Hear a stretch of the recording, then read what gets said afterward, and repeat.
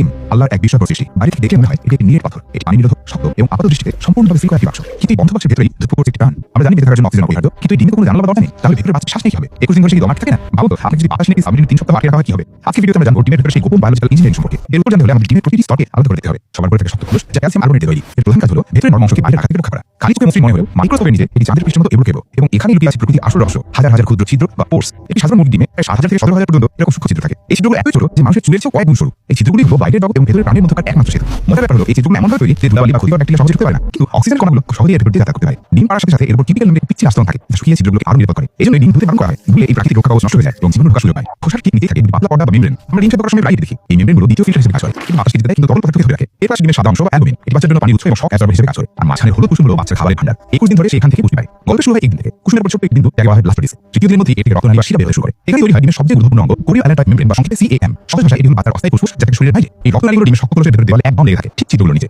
বাইরের বাতাস ছিদ্র দিয়ে ঢোকে এবং ডিফিউশন বা ব্যাপন প্রক্রিয়ায় রক্তনালীতে মিশে যায়। সেই অক্সিজেনযুক্ত রক্ত পাইপলাইনের মতো বাহিরে পৌঁছে যায় বাচ্চার শরীরে। ঠিক উল্টোভাবে বাচ্চার শরীর থেকে তৈরি হওয়া বিষাক্ত কার্বন ডাই অক্সাইড রক্ত বয়ে নিয়ে আসে খোসার কাছে এবং বাইরে বের করে দেয়। শুধু গ্যাস নয়, এই ছিদ্র দিয়ে ডিমের ভেতরে জলীয় বাষ্প ধীরে ধীরে বেরিয়ে যায়। আপনার মনে হতে পারে পানি বেরিয়ে গেলে ডিম শুকিয়ে যাবে, কিন্তু এই পানি হারানোটা খুব জরুরি, কারণ পানি বের হওয়ার ফলে ডিমের ভেতরে একটি ফাঁকা জায়গা সৃষ্টি হয়। ডিমের মোটা অংশ দিয়ে তৈরি হওয়া এই ফাঁকা জায়গাকে বলা হয় এয়ার সেল বা বাতাসের তৈরি। এই জন্যই পুরো ডিম পানিতে ভাসে, কারণ তার ভেতরে বাতাসের তৈরিটা অনেক বড় হয়ে যায়। 10 দিনের মাথায় বাচ্চাটি নড়াচড়া শুরু করে, তখন তার অক্সিজেনের চাহিদা বাড়তে থাকে। প্রথম দিকে খুব কম অক্সিজেন লাগলেও শেষের দিকে বাচ্চার প্রচুর অক্সিজেনের প্রয়োজন হয়। তখন ডিমের 17,000 ছিদ্রই ফুল স্পিডে কাজ করতে থাকে। আরেকটি অবিশ্বাস্য ব্যাপার ঘটে, বাচ্চার হার্ট তৈরির জন্য ক্যালসিয়াম আসে খোদ ডিমের খোসা থেকে। এর ফলে শেষের দিকে খোসাটি ভেতর থেকে কিছুটা পাতলা ও ভঙ্গুর হয়ে যায়, যা ফলে ভাঙতে সুবিধা হয়। 19তম দিন বাচ্চাটি এখন পূর্ণাঙ্গ, কিছু নড়াচড়ার জায়গা পাচ্ছেন। এখন তাকে মায়ের রক্তের উপর নির্ভরতা ছেড়ে নিজের ফুসফুস চালু করতে হবে। ডিম ভাঙার আগে সে ইন্টারনাল পাইপিং করে, ঠোঁট দিয়ে ভেতরে বাতাসের থলি খুলে যায়। সেখানে জমা বাতাস দিয়ে জীবনের প্রথমবারের মতো শ্বাস নেয়। এই সময় যদি আপনি ডিমের কাছে কান পাতেন, তবে ভেতর থেকে কিছু শব্দ শুনতে পাবেন, কিন্তু বাতাসের তৈরি অক্সিজেন বেশিক্ষণ থাকে না। তার মধ্যে অক্সিজেন ভাগ শুরু করে। এই অক্সিজেনের অভাবে বাচ্চাটি অস্থির করে তোলে এবং তার শরীরে কিছু তৈরি করে। বাচ্চার ঠোঁটের আগে থাকে ধারালো একটি অংশ, যাকে বলা হয় একটু। সেটি দিয়ে বাইরে শক্ত খোলস আঘাত করতে থাকে। একে বলা হয় এক্সটার্নাল পাইপিং। পুরো ফাটল দিয়ে বাইরে বাতাস ভেতরে ঢোকে। বাচ্চা নতুন শক্তি পায়। এরপর সে ঘড়ি কাঁটার মতো ঘুরতে ঘুরতে ডিমের কোঠা দিয়ে সিপারের মতো কেটে ফেলে। অবশেষে পাইপ জোড়ানো ধাক্কায় ডিমের ঢাকা খুলে দেয়। একটি নতুন দামের আগমন ঘরে পৃথিবীতে। একবারের মধ্যে তার ভেতর শুকিয়ে পুরো সুন্দর ঠামে পরিণত হয়। আর সেই একটু বাকরি কাজ শেষ হওয়ার কয়েকদিন পরে এটি আপনা খসে পড়ে যায়। পুরো প্রক্রিয়াটি ভাবলে অবাক হতে হয়। প্রকৃতি কত নিখুঁত ইঞ্জিনিয়ারিং সাজিয়ে রেখেছে। শুধু মুরগি নয়, বিশাল উট পাখি থেকে শুরু করে ছোট হামিংবার্ড সবার ডিমে একই সায়েন্স কাজ করে। তবে সাপ বা কুমিরের ডিম একটু আলাদা। তাদের খোসা কামড়ার মতো নরম হয় এবং তার বাতাস থেকে পানি শুষে নেয়। এই পুরো প্রক্রিয়ায় তাপমাত্রার ভূমিকা বিশাল। সঠিক তাপমাত্রা ছাড়া মেটাবলিজম কাজ করবে না। মা মুরগি বহুবার ডিম গুলে দেয়, কেন জানেন? যাতে ভ্রূণটি খোসার সাথে কাটতে না যায়। আর থেকে রক্ত সঞ্চালন বন্ধ হয়ে বাচ্চা মারা যেতে পারে।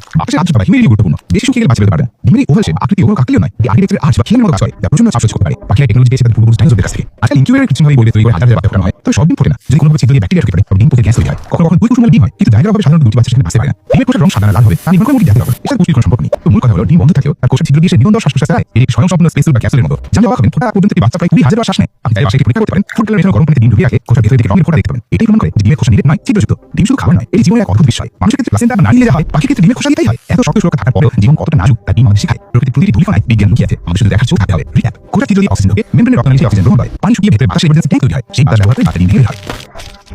আমরা কি জানেন ডিমের কোষে 17,000 ছিদ্র থাকে? কমেন্টে জানান। পরবর্তী ভিডিওতে আমরা মাকড়সার জালের রহস্য জানতে চান নাকি ডিমের শক্তি সম্পর্কে? এই ইলেকট্রিক চ্যানেলের সাথে থাকার জন্য ধন্যবাদ। ভিডিও ভালো লাগলে লাইক দিতে ভুলবেন না। সায়েন্স আর বন্ধুদের সাথে ভিডিওটি শেয়ার করুন এবং অবশ্যই সাবস্ক্রাইব করে বেল আইকনটি বাজিয়ে দিন। আর যাওয়ার আগে বোনাস আছে, ডিম লম্বা হয় এত শক্ত যে আপনি যদি সাবধানে পান তবে ডিম আপনার শরীরে ওজন নিতে পারে। তবে এটি পাশে চেষ্টা না করাই ভালো। বেশ ব্যবস্থা রাখলাম। জীবন সবসময় পথ খুঁজে নেয়, আর পাথরের দেওয়াল হোক বা ডিমের শক্ত খোলস। অথবা আমাদের মোটর বাসের জেনারেটর ভিডিও দেখতে পারেন। আমাদের ফেসবুকে যোগ করতে পারেন। গবেষণা ও উপস্থাপনায় আমি শিল্প বাংলাদেশকে ইলেকট্রিক জানার কোনো শেষ নেই। ভালো থাকবেন। আল্লাহ হাফেজ।